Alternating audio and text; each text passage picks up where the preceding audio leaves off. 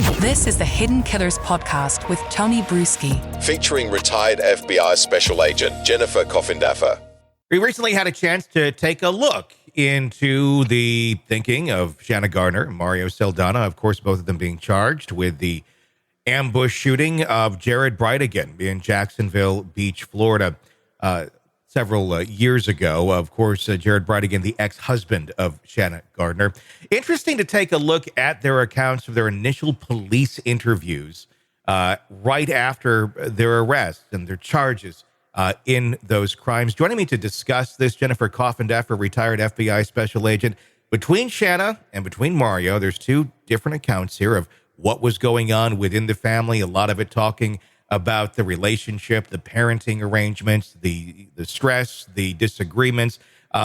If one is to believe all of what was read, and I don't, but if you're just to base everything off of this, it does look like all at play here, including Jared, not everybody playing along super great for the welfare of the children. Seems to be a lot of drama going on within the confines of all of this.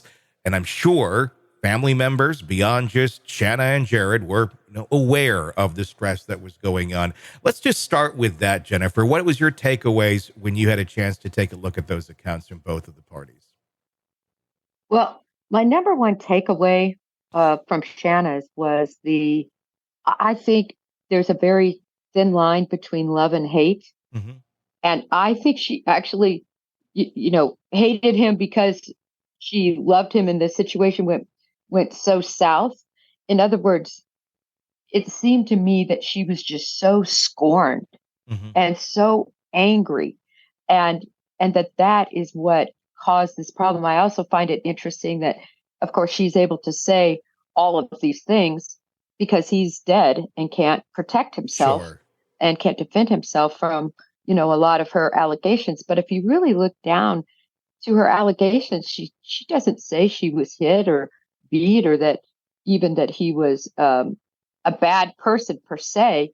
And I don't know. I gleaned a lot from that in terms of somebody who very, very much, I think, probably loved him and was, ended up having to get this divorce, which I don't think was something she wanted. Mm-hmm. And that, I think, at the very heart of this, I know it all came down to the ugliness of this battle for the children and for custody. The other thing that came through very clearly was she feels like financially and monetarily, she was the reason that the family was doing well and that he bled those funds dry and that she was angry about that. So she just seems so scorned and bitter.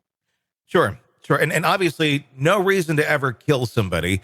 If the allegations are true, it was a bit of a scornful breakup. And it does make you wonder a bit about the money and things of that nature as far as how that was all handled and what the initial motives were. If she talks about how they met, really first date didn't go that great, but within a few weeks they were engaged and then married after a handful of months.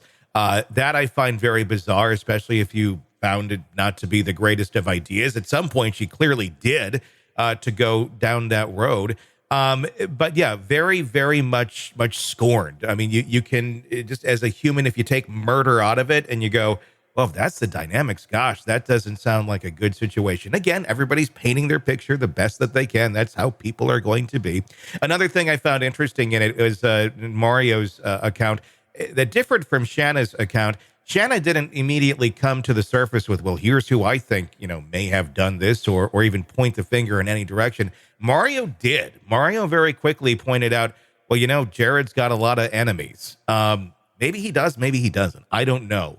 Did you read that as any sort of sign of guilt? Or is it more so this is a guy that's in a new relationship and his new wife, has a fairly toxic ex-husband that is not the greatest with a lot of people. And maybe there's more people out there than just these two that would have a beef with him in some way, shape, or form. Well, I took both of their statements as being very self-serving, but them choosing different routes. Yeah. Right. Her route was, feel sorry for me. We didn't have this great relationship. Look at everything that was happening. So she just wants to somehow paintbrush herself as a a victim almost in this. And then he wants to provide a more logical explanation. He wants to give police something to work with. Listen, and to provide them sort of this detour of, oh, he has a lot of enemies. That makes sense. So I see hers is kind of more of an emotional, feel sorry for me, type of a situation. And then his was logical. Yeah, I mean, and that's and that's interesting with his logic. But does being logical mean guilty? I know there's a hitman here who's out there saying these two are the ones who hired me. But does being logical about this mean guilt? If you're in that situation and you know this about a person, that the person has a lot of enemies, and again, I don't know if he does or not. I'm just basing it, for devil's advocate purpose on the documents we're talking about. But I could easily, I think I could see myself if I'm like completely innocent in a situation and somebody's like, oh my God, somebody got murdered. Like, well, there's these problems I've seen or heard about with others. You might want to take a look over there, not in a let's deflect blame or something, but in a here's what I know sort of way, especially if you have nothing to hide. Yeah. So the problem with that is the evidence against him is not going to back any of that problem, up. yes. And the evidence against this is such a strong case. So that's a big problem for him. But secondarily, how would a guy that's married your ex-wife that you don't even want anything to do with, you don't go to school meetings with them, you don't go to doctor's appointments, you avoid them at all costs, what intersection would he have even had with the victim to know who his enemies are? So on the face of it, I find it ridiculous that he would have this insight as to his list of enemies. I think it was a complete diversion. And I think when this goes to trial, if it goes to trial, this is going to be hours long deliberation. That's it. It won't even make a day. The only other thing I can think of here, and again, I'm playing devil's advocate on this one because I think it's important to look at both sides of this and just kind of weed some of this stuff out.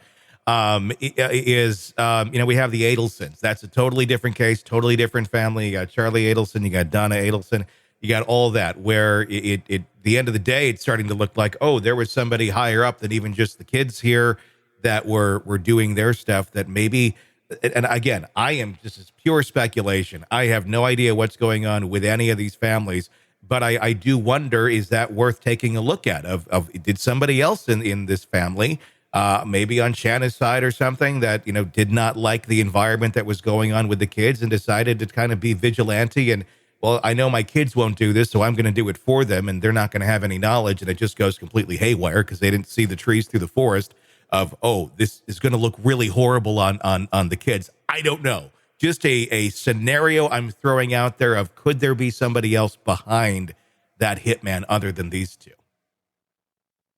Well, I think if there were, the hitman would have named them. Yeah. And the hitman is very specific, and it's backed up with corroborating evidence in terms of phone records and messaging. True.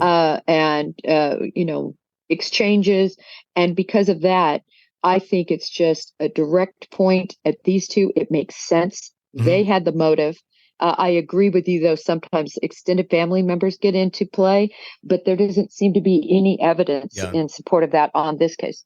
Oh, that pesky evidence, that pesky evidence. Want to listen ad-free? Want advanced access to all of our interviews before anyone else? Become a True Crime Today Premium Plus subscriber on Apple Podcasts. You get every episode commercial-free, so you can binge on true crime until you can binge no more. Search True Crime Today Premium Plus on Apple Podcasts now, or go to our podcast page and sign up now. More of the Hidden Killers podcast next.